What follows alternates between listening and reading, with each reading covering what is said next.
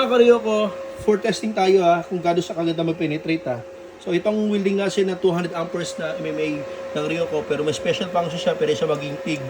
Yan, maging TIG siya. So ito, MMA naman to sa welding rod stick po yung mga Karyoko.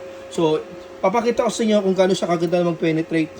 Okay, magsunog. Sa ibang welding kasi, kahit 400 amperes na siya, kahit mag 250 amperes ka ba mag-function, mag-set up, mababa pa rin, mahihina ang sunog.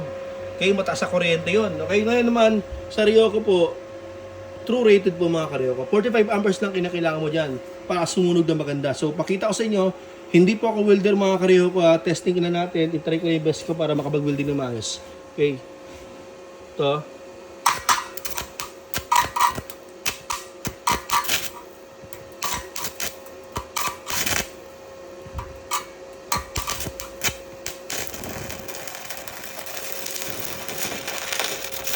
Ang lakas mga Karyoko. Sunog oh. Yan oh. Ayan oh. Eh paano kung bubutasin ko yung bakal? Bubutasin natin. Oh.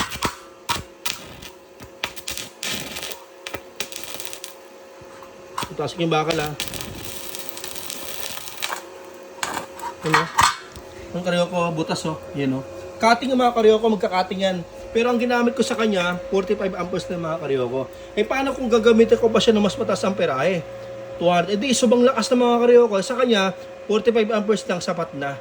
Okay, kahit nga 80 lang mga Karyoko, mga 63 lang yun. 65. Oh, ito, alakas-lakas na ito mga Karyoko. Alakas-lakas dito. Okay, no? Oh. Malakas mga Karyoko, 65 lang.